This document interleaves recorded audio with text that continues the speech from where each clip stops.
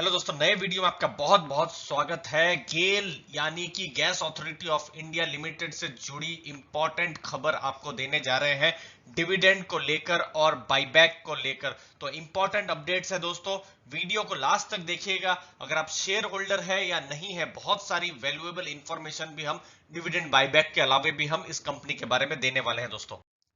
बहुत ही सिंपल में पहले बता देते हैं दोस्तों, डिविडेंड और बाईबैक दोनों ही चीजें करने वाली है गेल इंडिया। और इसके लिए सबसे इंपॉर्टेंट है 15 जनवरी शुक्रवार का दिन, जिस दिन ये अनाउंसमेंट होगा। अभी थोड़ी देर के बाद आपको मैं इसके डिविडेंड के ट्रेंड्स में बताने वाला हूं, तो आपको भी एक अंदाजा आ सकता है कि कितना डिविडेंड की एक्सपेक्टेशन कर सकते हैं। फिलहाल अभी जो गेल का जो प्राइस चल रहा है 130 135 के ऊपर, तो ये 4.7 का डिविडेंड यील्ड बैठ रही है।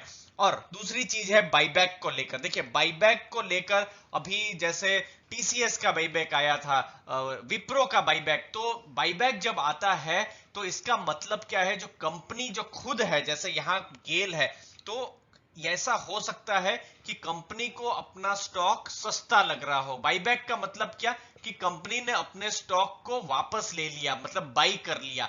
जैसे 3,000 रुपए में टीसीएस का था, तो 3,000 रुपए में टीसीएस ने अपना स्टॉक को वापस ले लिया, तो उनको 3,000 रुपए में भी अपनी कंपनी को वैल्यूएबल उनको लग रहा था। और यहां पर शेयर होल्डर्स के लिए भी एक अच्छी डील हो गई, क्योंकि एक बहुत बड़ा, क्योंकि तब जो बाईबैक की अनाउंसमेंट आई थी, तो स्टॉक का प्राइस 3,000 से तो बहुत नीचे था, तो शेयर होल्डर्स के लिए भी एक अच्छा हो गया। गवर्नमेंट कंपनी जैसे कि आप देख सकते हैं, अभी इंजीनियर्स इंडिया भी बाईबैक ला रही है, एनटीपीसी की भी बाईबैक की बात है। तो ये सब अभी गेल इंडिया भी एक नया कंपनी जो है बाईबैक ला रही है दोस्तों। तो यहां पर आपको डिविडेंड का ट्रेंड बता दें, यहां हम जनवरी फरवरी का डिविडेंड पर ज्यादा फोकस करेंगे। देखिए, पिछले साल फरवरी की एक्स डिविडेंड डेट थी, आपको 15 तारीख को पता चलेगा, 15 जनवरी को, कि एक्स डिविडेंड डेट क्या होने वाली है, या रिकॉर्ड डेट जो है, या जैसे 18 फरवरी है तो वो क्या होने वाली है, हमको 15 तारीख को ही पता चलेगा। अब देखिए, वो मैं आपको बता दूंगा वो वीडियो में। 6 रुपीज 40 पैसे का डिविडेंड था। और फिर ये 2019 में यहां फोकस करते हैं। देखिए, ब्लैक कलर में मैंने अंडरलाइन किया हुआ है, 6 रुपीज 25 पैसे का डिविडेंड था। उसके बीच में डिविडेंड थोड़े आए भी हैं और बोनस भी आया हुआ है, लेकिन यहां हम खाली डिविडेंड पर फोकस कर रहे हैं दोस्तों। और फिर ये है 18 जनवरी 2018 को, तो ये एक्स डिविडेंड डेट है। तो डिविडेंड आया है 7 रुपीज 65 पैसे का। तो ये 3 साल का डिविडेंड ट्रेंड हमने बताया, 765, 625, 6 रुपीज 40। तो अगर कोई बहुत बड़ा सरप्राइज या शॉक नहीं हुआ, तो 6 रुपए से 8 रुपए तक के बीच का डिविडेंड एक्सपेक्ट किया जा सकता है।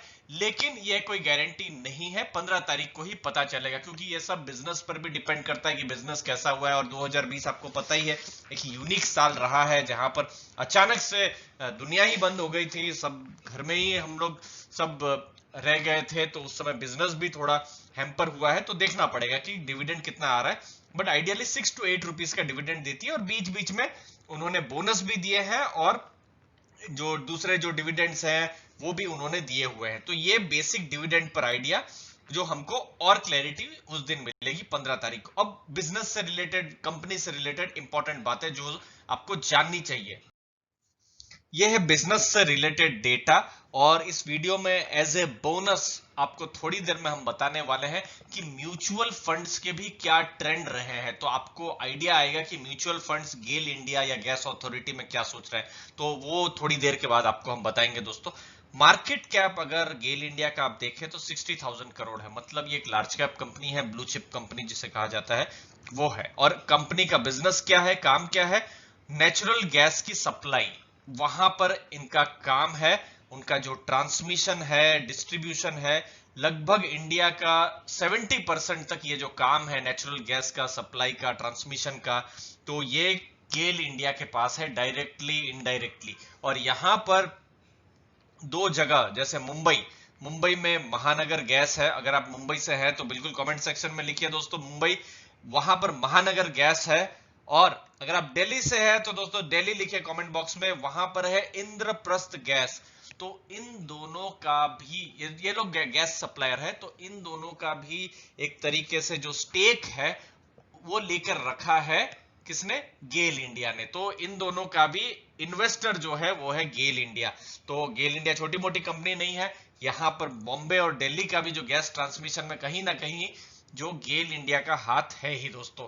और जैसा कि हमने आपको बताया, इंडिया में बहुत बड़ा गैस ट्रांसमिशन नेटवर्क पर, और अगर आप गैस सेक्टर पर अगले 10-15 साल पर अगर आप पॉजिटिव है तो फिर गेल को आपको और स्टडी करना चाहिए दोस्तों। उसके लिए मैं आपको बिल्कुल मोटिवेट करूंगा दोस्तों।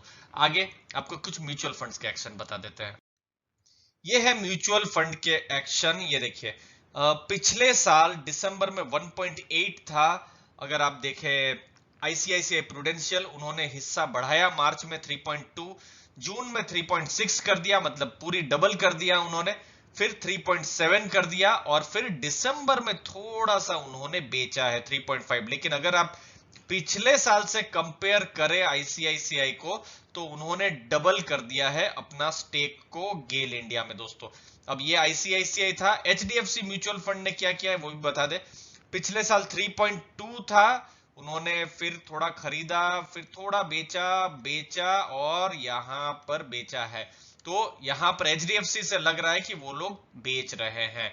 फिर फ्रैंकलिन ने क्या किया है वो भी देख लेते हैं। 0.93 था देखिए पिछले साल दिसंबर के क्वार्टर में, थोड़ा बढ़ाया, फिर थोड़ा जून में थोड़ा बढ़ाया, फिर ये कांस्टेंट ही है, और फिर थोड़ा सा बढ़ाया। तो कॉशस लग रहे हैं, लेकिन थोड़ा थोड़ा यहाँ पर फ्रैंकलिन जो है खरीद रहा है। फ्रैंकलिन का जो इक्विटी जो म्यूचुअल फंड्स है वो, ये पूरे म्यूचुअल फंड की बात कर रहे हैं, किसी इंडिविजुअल स्कीम के बारे में नहीं बात कर रहे।